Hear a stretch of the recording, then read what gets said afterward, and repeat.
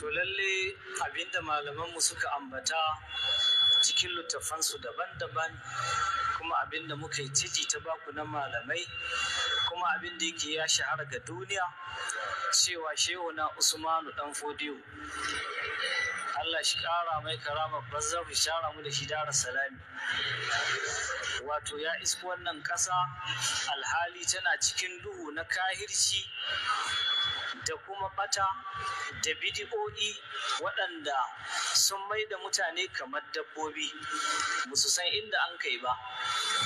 To ƙarƙashi dai wato Allah ya ba da wannan haske na ya tashi ya kira zuwa ga addini, ya yi wa'azi alal kitabi wa sunna, sa'an nan kuma jama'a suka karɓa wannan kira nashi har aka kai aka yi jihadi, wato aka tsaida wato daula ta musulunci. Idan ka ga mutum a rana. Wannan hadisi abin da ya gangaro kenan.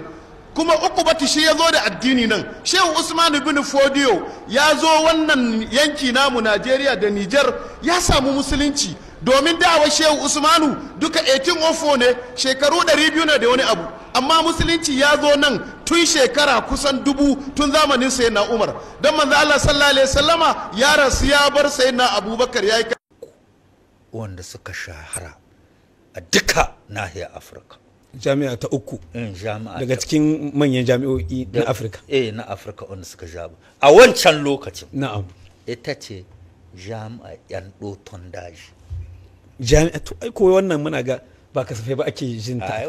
Jami'ar mi take? Ta yan doton daji, jami'a yan doton daji. Amma wannan jami'a daji. Ni kaga na karanta tarihi yau ne taba jin wannan kalmar ma. Yan doton daji. Na'am. Abin da yasa ake ce mata yan doton daji don yanzu ta mutu. Wani ya zama. A ina ta zama? Bello ya kole ta. Muhammad Bello dan Usman dan Hodo shi ya kunne ta saboda akwai malamai shahararru wanda ba su yarda jihadi ba, wurin ya kone ta ya kashe su. Na'am. Kaji ko? Na'am. Ita aina ta zama? Cikin Katsina ne. A Katsina ta Najeriya. Ta Najeriya, na'am. Na'am. Jami'a yan doton daji. Na'am. Bayan jami'ar Al-Azhar ta Alƙahira da ta Tumbuktu sai ta yan doton daji ta birnin. A fannin dai raya ilimi. A fannin raya ilimi. A gani Katsina nan ta ma kawo taimako ta. Kawai zamani ne ya canja, ɗan iskan gari suka yi yawa, shi sa mutane suke janye jiki. Zamani ne ya canja, mu kakannin ma ai ba raɓar sarakuna suka yi ba. Domin wallahi mun riga ku zama a farar ƙasa, ko in ce jan ƙasa da kake magana. Tun kakan naku Malam Umaru yaushe zo kana magana kake lokacin wa Usman dan Fodiyo shi ya gayyato shi ya zo su taya shi jihadi. Usman dan Fodiyo yaushe aka haife shi? Shekara ta 1754 aka haife Usman dan Fodiyo. Har yau ba shekara 300 ba. To kaga kakannin naka Malam Umarin da ya baro Tumbuktu da kuke ƙarya ya baro, har yanzu ba ku shekara 300 a ina a wannan ƙasar ba. Balle har ku zo ku cika duniya ku damu mutane cewa ku ƴaƴan wane ne jikokin wane, har yanzu ba ku shekara 300 a garin nan ba. Alhali ga gidaje nan dewa na malamai wanda suke rankwafar da kansu, suke tawalu'u, suke kaskantar da kansu, ba sa ɗagan komai da kuke yi, gani kuke kowa ma bawon ku ne a wannan garin, alhali ƙarya kuke yi. To da ka dole a gaya ma da babban baki. Akwai malamin da yake ya gaya masa waya lungun ma yake.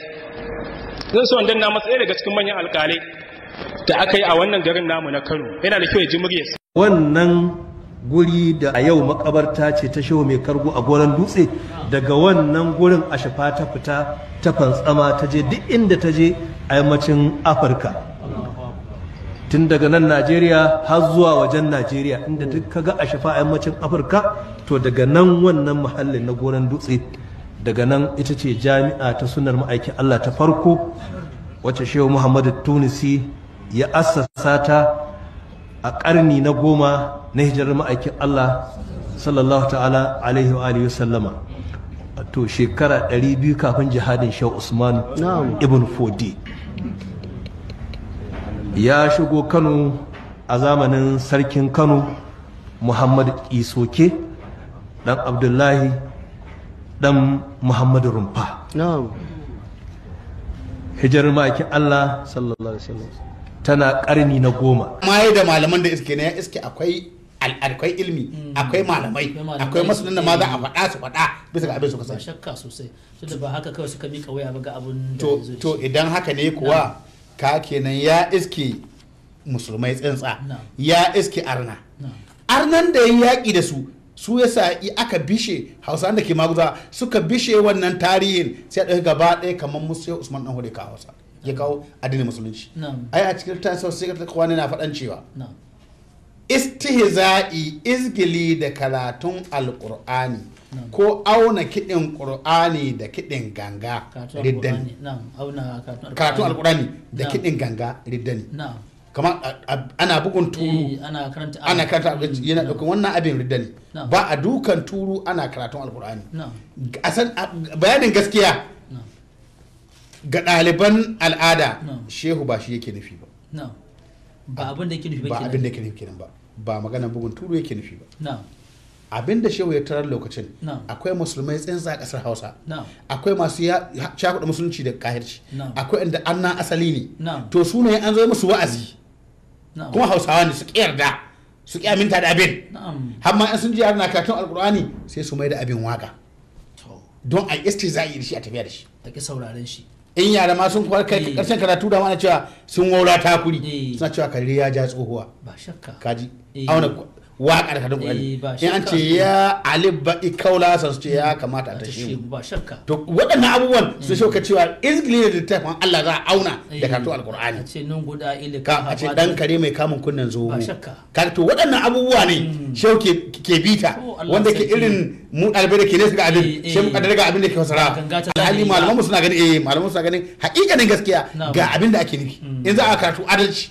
To idan har aka yi haka to kenan ba mu hukunci da wani suka yaƙi da shehu a arna sun ɗauki ya ce akwai musulmai tsayansa to yin akwai suka kenan musulunci ya ɗi kamin ta Usman na saboda ka ya haɗe wannan ƙasar akwai alkur'ani kamin zuwansa akwai littattafai daki kamin zuwansa har ma ai shehu na zargin malumman ƙasar Hausa yace sun zama kamar karangaren bakin tulu maluma ma ke cin su yace suna karantar diyan su amma iyalan su san addinin musulunci ba kenan ya iske addini kwarai da gaske ya iske ma shari'a ya iske komi ya iske ma an je aikin hajji an dawo ya kuma ai kamin taho wasu malam Jibril ya fara yin jihadi malamin su bai tun sai ƙasar Hausa ba kenan tun gabanin shehu dan hudu malam Jibril ya yi yin jihadi karni na 18 don ya iske musulunci ƙasar amma ya iske shi waki to shi ma Jibril da iske musulunci kenan tun ba a himan Jibril ba akwai musulunci ya aka same Jibril tabbas dole wanda ya same shi musulmi ka kenan binciken tarihin cewa wai ga lokacin da musulunci zo kasar Hausa to za ka shiga cikin wani sunkin wahala da kai da kawo kamar mai neman gidan Alhaji a birnin Kano.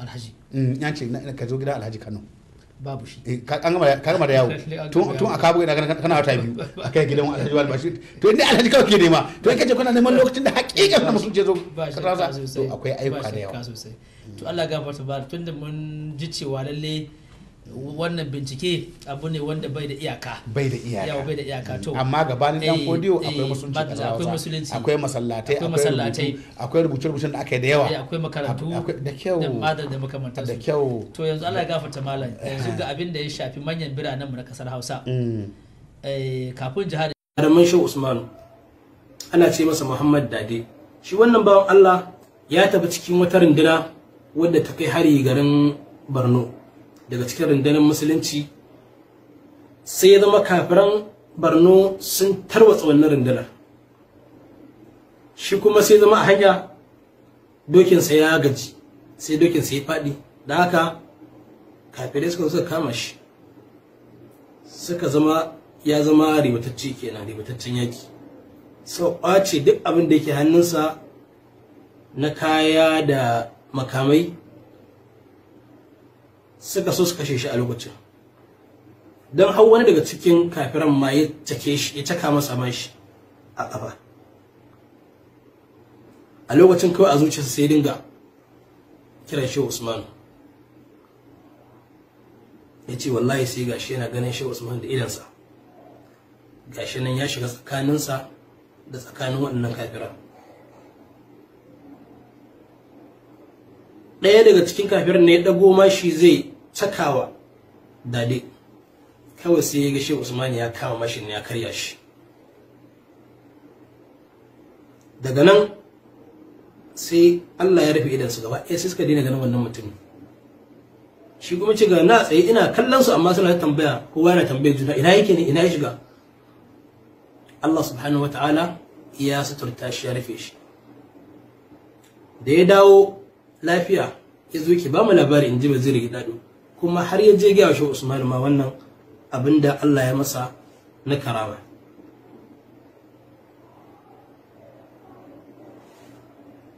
To irin wannan ma dai akwai wani wanda ake ce masa Ahmad dan Mallan Mahmudu, shi kuma wannan dan baffan Waziri Gidado ne.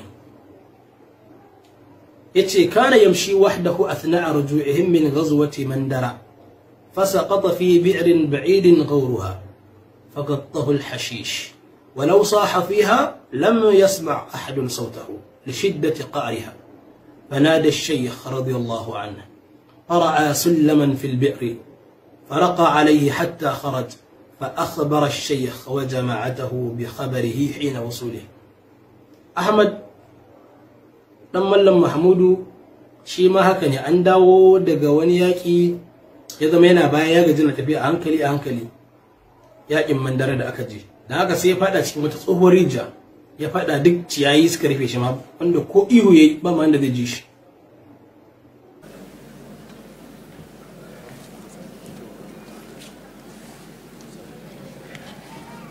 I wish to express our appreciation to the Algerian authorities for the invitation to this international conference on the life and times of Sheikh Muhammad ibn Abdul Karim al-Magid.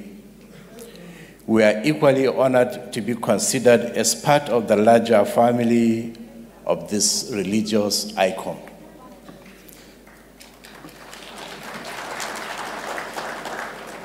The contributions of this legendary Islamic scholar and philosopher, Imam al-Magidi, to Islam as a religion, and in particular governance based on Islamic principles, could be historically traced to the termination of Muslim rule over Spain in the 15th century.